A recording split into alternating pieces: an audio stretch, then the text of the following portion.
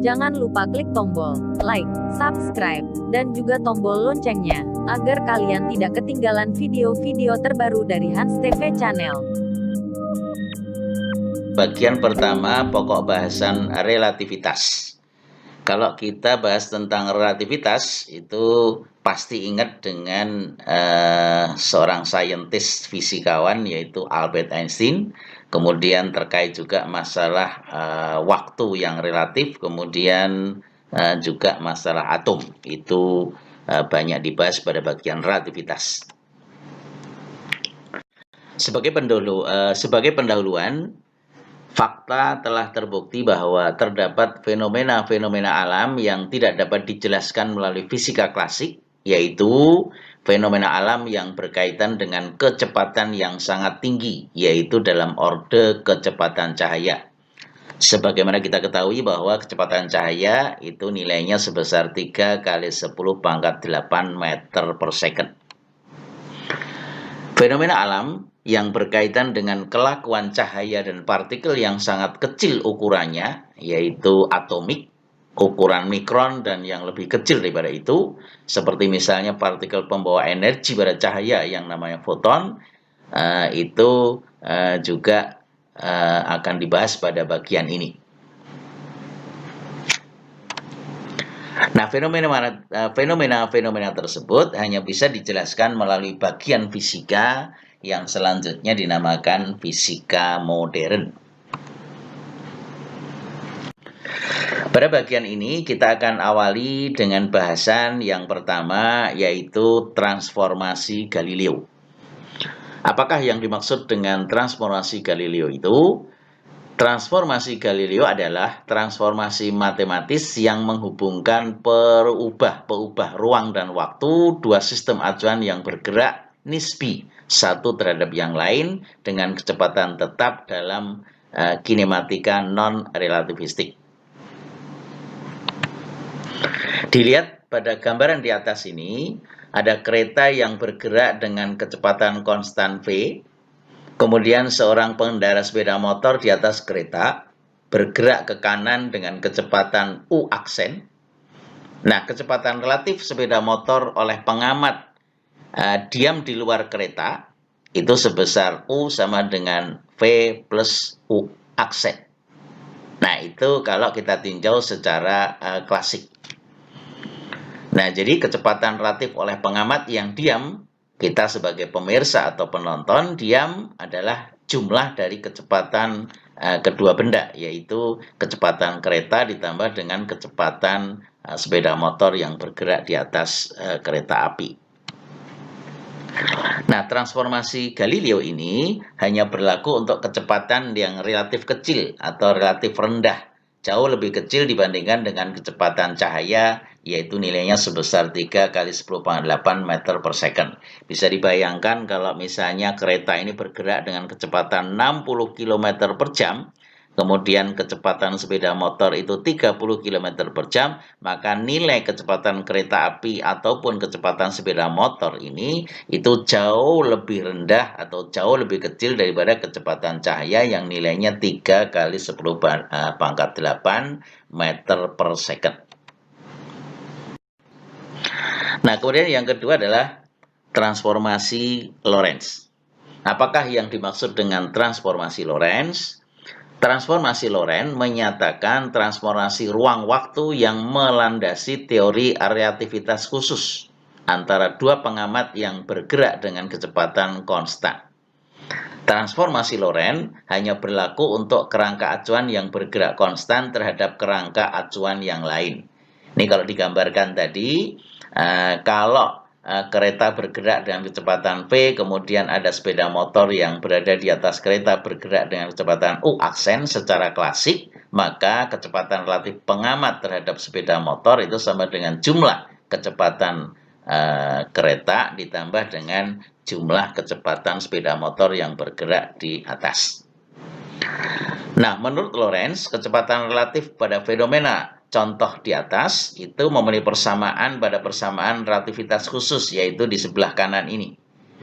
Jadi kalau kita tinjau secara relativitas khusus bahwa kecepatan relatif yang diamati oleh pengamat yang diam itu sama dengan V ditambah U aksen, yaitu kecepatan kereta ditambah dengan kecepatan sepeda motor dibagi dengan 1 plus V kali U aksen dibagi dengan C kuadrat, di mana C adalah kecepatan cahaya. Nah, kalau kecepatan kereta misalnya 60 km per jam, kemudian kecepatan dari sepeda motor sama dengan 30 km per jam, maka U kali U aksen dibagi dengan C kuadrat, itu boleh dihitung nilainya dianggap sama dengan 0. Nah, kalau ini dianggap sama dengan 0, 1 ditambah 0 sama dengan 1, maka U sama dengan V ditambah U aksen, persis sama dengan penyelesaian secara klasik.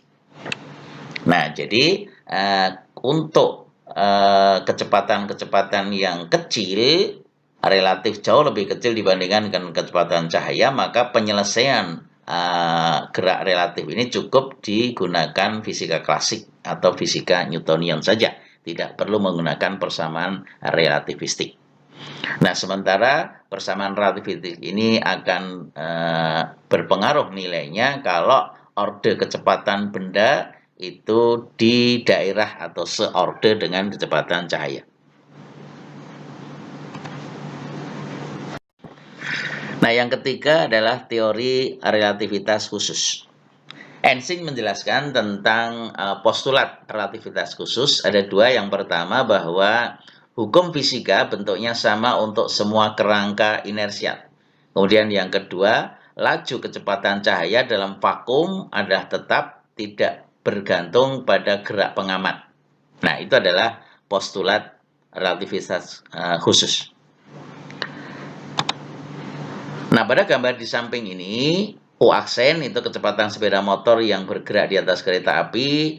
Jika V dan U aksen jauh lebih kecil, tadi telah dijelaskan, dibandingkan dengan kecepatan cahaya 3 kali 10 pangkat 8 meter per second ini, maka hasil baik dari perhitungan klasik maupun secara relativistik, maka nilainya tidak berbeda, karena nilai dari V dan U misalnya 60 km per jam, kemudian ini 30 km per jam, itu kalau kita masukkan ke persamaan ini, maka nilai V U aksen per C aksen dianggap 0. Maka nilai U sama dengan V plus U aksen sama dengan fisika klasik. Nah, apa saja konsekuensi postulat relativitas khusus ini jika suatu benda bergerak dengan orde kecepatan mendekati kecepatan cahaya?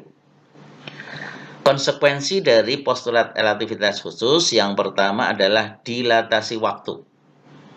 Akibat pertama dari postulat relativitas khusus itu bahwa waktu itu bersifat relatif. Ini ditandai dengan adanya fenomena dilatasi waktu. Jadi bisa dibayangkan, ini ada dua kerangka, ini kerangka pengamat, kerangka yang diam, kemudian ini kerangka yang bergerak dengan kecepatan V. Nah, ini maka waktu yang terukur oleh pengamat yang diam itu akan berbeda dengan waktu yang dialami oleh pengamat yang bergerak. Jika kecepatan dari pesawat yang bergerak terhadap pengamat yang diam ini itu seorde dengan kecepatan cahaya, yaitu 3 kali 10 pangkat 8 meter per second. Nah, kita lihat dari gambar ini, misalnya ditinjau dua kerangka O dan O aksen. O itu pengamat yang diam, O aksen adalah pengamat yang bergerak, kemudian bergerak dengan kecepatan V sepanjang sumbu X. Maka jika delta T0 adalah waktu yang diukur oleh pengamat yang diam di O, jadi ini mengamati itu sebagai delta T0.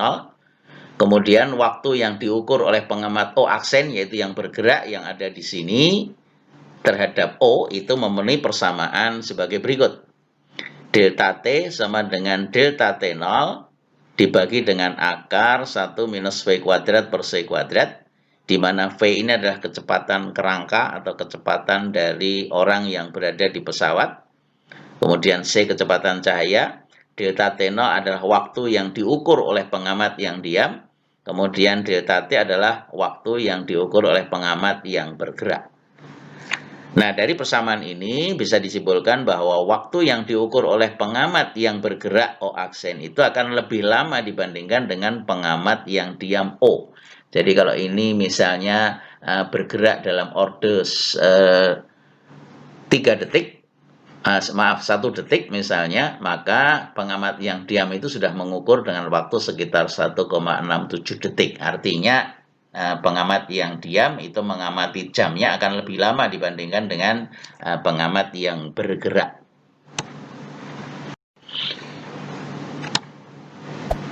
Konsekuensi yang kedua adalah konstruksi panjang. Akibat kedua dari postulat relativitas khusus adalah terjadinya konstruksi panjang. Nah, jika L0 adalah panjang benda yang diukur oleh pengamat yang diam di O, ini yang kerangka diam, kemudian O aksen adalah pengamat yang berada di kerangka yang bergerak dengan kecepatan V, maka ketika pengamat yang bergerak ini mengamati benda yang diam, dari pengamat yang diam itu memenuhi persamaan sebagai berikut. L sama dengan L0 kali 1 min V kuadrat per C kuadrat, di mana V ini adalah kecepatan kerangka yang bergerak, kemudian L0 adalah pengamat dari pengamat kerangka diam, kemudian L adalah panjang dari pengamat yang bergerak dengan kecepatan relatif V. Nah, jadi kalau nilai V ini seorder dengan nilai C, maka nilai dari V kuadrat per C kuadrat itu cukup signifikan berpengaruh terhadap persamaan ini, sehingga L dengan L0 itu yang terukur akan berbeda. Nah, jadi yang terukur oleh pengamat yang bergerak itu akan relatif lebih pendek dibandingkan dengan pengamat yang diam. Nah, ini contohnya sebenarnya bukan kereta api, tapi misalnya pesawat dengan bergerak kecepatannya seorder dengan kecepatan cahaya. Maka akan terlihat ini adalah panjang yang terukur oleh orang yang bergerak, ini adalah panjang yang diukur oleh orang yang diam, akan lebih besar dibandingkan dengan pengamat yang bergerak. Konsekuensi postulat relativitas khusus yang ketiga itu adalah kesetaraan massa dan energi. Konsekuensi lain yang dapat dilihat adalah hubungan antara kesetaraan massa dan energi.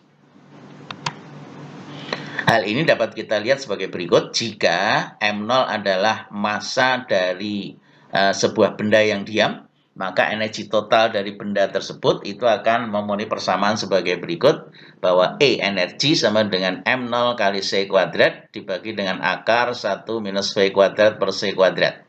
M0 adalah massa diam benda, kemudian C adalah kecepatan cahaya 3 kali 10 pangkat 8 meter per second dibagi dengan akar V 1 minus V kuadrat per C kuadrat. Jadi V ini adalah kecepatan relatif kerangka bergerak. Kemudian C kecepatan cahaya dan E adalah energi. Nah, pengertian energi ini adalah energi total yang dimiliki oleh partikel yang bergerak. Nah, persamaan energi kinetiknya itu sama dengan energi total ini dikurangi dengan energi diam. Energi diamnya sebesar M0 kali C kuadrat. Di mana M0 adalah massa diam, C kecepatan cahaya. Nah, ini adalah energi kinetiknya. Nah, ini energi total, ini energi diam. Jadi energi total itu sama dengan energi kinetik ditambah dengan energi diam. Nah, jika V sama dengan 0, artinya benda tidak bergerak, maka energi kinetiknya juga 0. Tapi energi total yang dimiliki oleh benda tidak 0. Inilah yang disebut sebagai energi diam dari partikel, yang menurut Einstein memenuhi persamaan E0 sama dengan M0 C kuadrat. Jadi kalau misalnya sebuah proton, sebuah elektron, sebuah neutron yang diam saja tidak bergerak, itu sudah memiliki energi diam cukup besar, yaitu sama dengan M0 kali C kuadrat. Bisa dibayangkan kalau massa dari proton katakanlah 1,67 kali 10 pangkat min 27 kg dikalikan C kuadrat, C itu 3 kali 10 pangkat 8 dikuadratkan, maka berapa besar energi diamnya. Nah, itu baru dari sebuah proton saja. Jadi, sebuah benda massa M0 itu setara dengan nilai energinya tadi, M0 kali C kuadrat. Kemudian konsekuensi yang keempat adalah tentang momentum relativistik. Menurut mekanika Newtonian atau fisika klasik, maka momentum linier itu persamaannya adalah massa kali kecepatan atau P sama dengan M kali V. M adalah massa dari benda atau partikel, kemudian V adalah kecepatan linier. Nah, untuk benda-benda yang bergerak mendekati kecepatan cahaya, maka momentum relativistiknya diperoleh dengan memperhatikan massa relativistik. Jadi kita ingat bahwa massa benda yang bergerak itu tidak lagi konstan, tapi memenuhi persamaan M sama dengan M0 per akar 1 min V kuadrat per C kuadrat. Nah, sehingga persamaan momentum relativistik itu dapat dituliskan sebagai berikut. P sama dengan M kali V, tapi ingat M-nya itu M relativistik sama dengan M0 dibagi dengan akar 1 min V kuadrat per C kuadrat dikalikan kecepatan linier V, di mana M0 adalah massa diam, kemudian V adalah kecepatan relatif partikel yang bergerak, kemudian C adalah kecepatan cahaya. Nah, itu adalah momentum secara relativistik. Berikut akan dibahas beberapa contoh untuk bisa memahami lebih lanjut tentang konsep relativistik ini. Contoh yang pertama, sebuah kereta api bergerak dengan kecepatan 60 km per jam. Seorang penumpang berjalan dalam kereta dengan kecepatan 6 km per jam searah dengan arah kereta api. Berapakah kecepatan penumpang tersebut terhadap orang yang diam di tepi rel atau terhadap kita sebagai pengamat? Jadi ini kerangka yang pertama ini, titik B ini adalah kerangka dari kereta api berjalan. Kemudian yang S star ini itu adalah rangka atau kerangka acuan dari orang yang bergerak ke kanan dengan kecepatan V.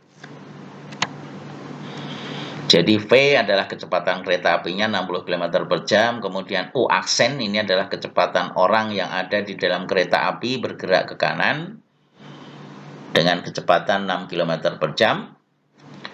Nah, menurut transformasi Galileo, untuk kecepatan relatifnya atau UX aksen itu sama dengan UX dikurangi dengan V, di mana UX itu adalah kecepatan pengamat, kemudian V adalah kecepatan relatif dari kereta api yang berjalan. Nah, orang yang diam di tepi rel atau kita sebagai pengamat yang diam itu sebagai kerangka acuan S. Sedangkan kereta api yang bergerak terhadap orang yang diam tadi kerangkanya adalah S star. Nah, kecepatan kerangka acuan S star terhadap kerangka acuan S yang diam adalah 60 km per jam, ini bergerak ke kanan.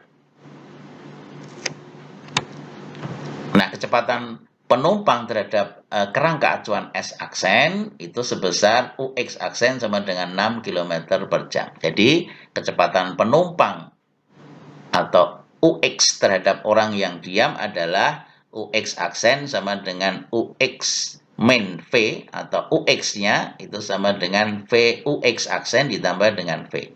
Jadi, kecepatan relatif UX tadi terhadap pengamat yang diam adalah 6 km, UX aksen ditambah dengan 60 km per jam, menjadi 66 km per jam. Nah, itu sama dengan dijumlahkan.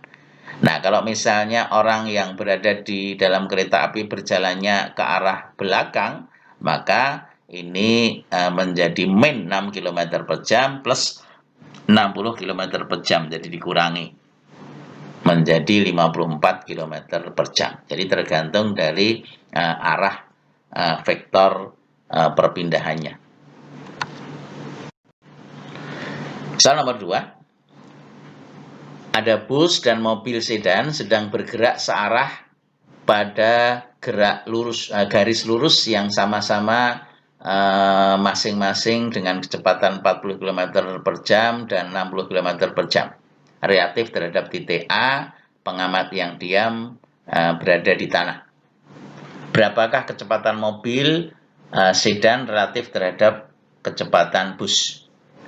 Jadi kecepatan 1 adalah kecepatan dari busnya 40 km per jam, kemudian V2 adalah kecepatan mobil sedan 60 km per jam. Jadi kalau digambarkan, ini pada saat acuan awal kita tinjau posisinya sama, antara mobil bus dengan mobil sedan berdampingan di titik A. Kemudian setelah bergerak dalam waktu tertentu, maka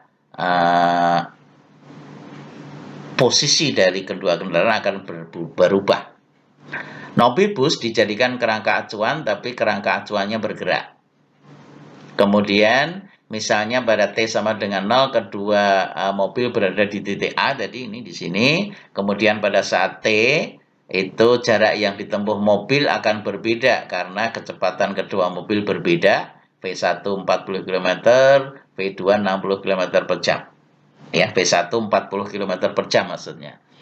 Nah, kemudian jarak yang ditempuh oleh S1 itu adalah jarak yang ditempuh oleh bis, yaitu V1 kali T. Kemudian S2 adalah jarak yang ditempuh oleh mobil sedan, yaitu V2 kali T. Ini jarak yang ditempuh bis, ini jarak yang ditempuh oleh sedan. Karena kecepatan lebih besar, berarti jarak yang ditempuh lebih jauh.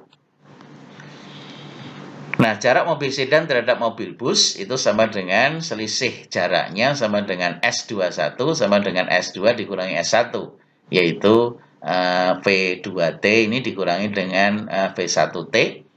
Nah, kecepatan mobil sedan relatif terhadap bus sebagai berikut, yaitu V21 sama dengan S21, yaitu selisih jarak ini dibagi dengan waktunya.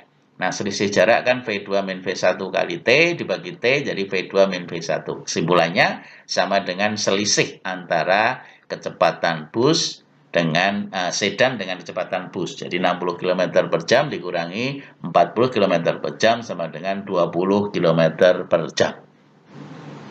Nah, itu adalah kecepatan mobil sedan relatif terhadap bus.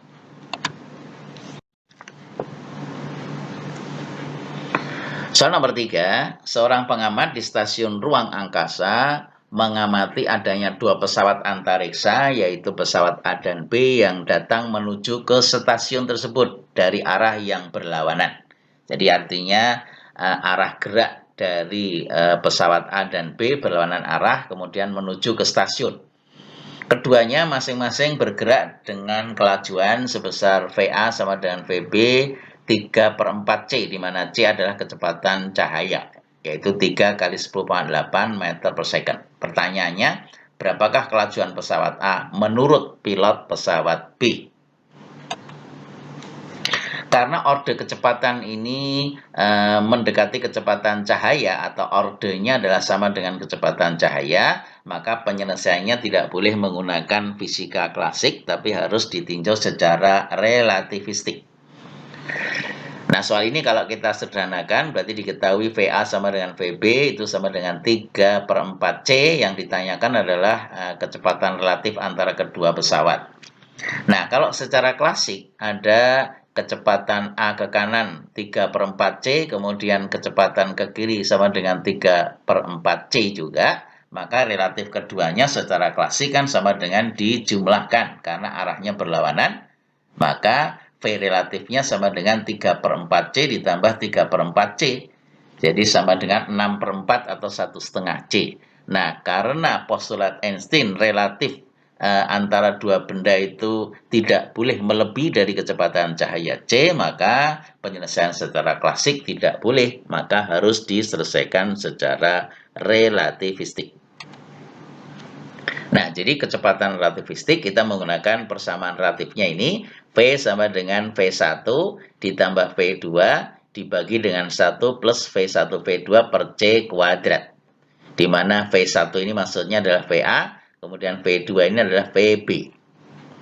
Nah, kalau ini kita masukkan ke persamaan relativistik ini, maka VAB sama dengan VA plus VB per 1 plus VA kali VB per C kuadrat. Ini maksudnya bukan plus ya, tapi kali. Nih, titik, dot. Jadi sama dengan 3/4C ditambah 3/4C, nilainya sama, dibagi dengan 1 plus 3/4C kali 3/4C per C kuadrat. Nah, ini kalau kita hitung menjadi 6/4C, kemudian yang di bawah 1 plus 9/16 C kuadrat per C kuadrat. Nah, ini diringkas habis menjadi 1 plus 9/16. Ini 6/4C per ini kalau disamakan penyebutnya menjadi 25/16, maka VAB sama dengan 6 kali 16 kali C dibagi dengan 25 kali 4. Nah, itu sama dengan 24/25 C, di mana C adalah kecepatan cahaya. Jadi kalau ini kita hitung, kelajuan pesawat A menurut pilot pesawat B, relatif keduanya sebesar 0,96 C. Jadi kesimpulannya, nilai kecepatan relatif ini tidak boleh melebihi dari kecepatan cahaya C.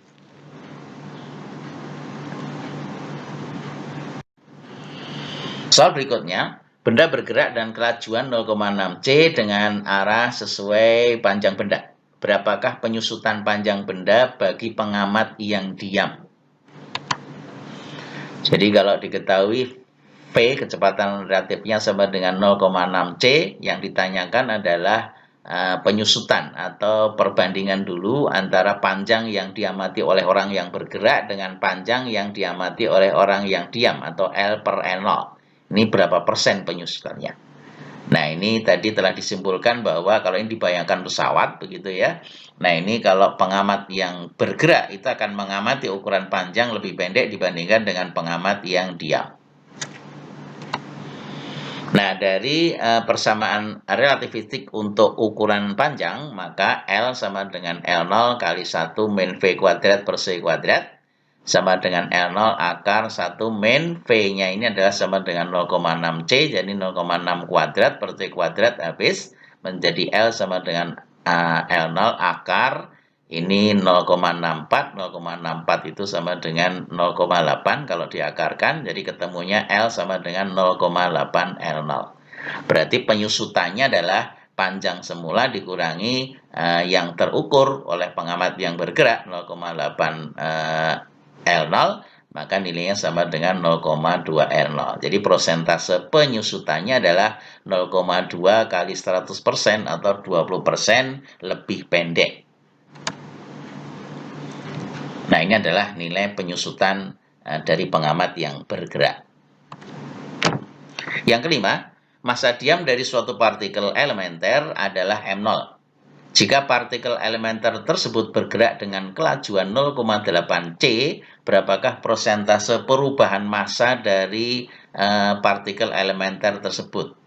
Jadi kalau diketahui V sama dengan 0,8 C, yang ditanyakan adalah perbandingan antara massa bergerak dengan massa diamnya. Itu berapa persen perubahan massanya. Ini penyelesaiannya, kita ingat bahwa persamaan massa secara relativistik, maka M sama dengan M0 dibagi dengan akar 1 min V kuadrat per C kuadrat, sama dengan M0 dibagi akar 1 min V-nya sama dengan 0,8 C. Jadi 0,8 C dikuadratkan per C kuadrat, C-nya ini habis, tinggal 1 dikurangi 0,8 kuadrat, itu sama dengan 0,64. 1 dikurangi 0,64 sama dengan 0,36. Ini kalau diakarkan menjadi 0,6. Jadi massa partikel yang bergerak itu sama dengan massa diamnya dibagi dengan 0,6. Jadi nilainya lebih besar. Nah, sehingga persentase perubahannya adalah M per M0 itu sama dengan 1/0,6. Kalau kita hitung ketemunya 1,67, maka nilai M per M0 itu dinyatakan dalam persen kali 100% menjadi 167%. Nah, sehingga massanya akan berubah menjadi lebih besar dibandingkan dengan ketika partikel itu diam. Nah, itulah akan terlihat pengaruhnya cukup besar secara relativistik kalau orde dari kecepatan partikel itu seorde dengan kecepatan cahaya. Jadi kesimpulannya, kalau kecepatan relatif kecil, maka penyelesaiannya tidak perlu menggunakan persamaan relativistik, tetapi cukup menggunakan mekanika Newtonian atau mekanika klasik, itu sudah memenuhi untuk menyelesaikan soal-soal yang kecepatannya relatif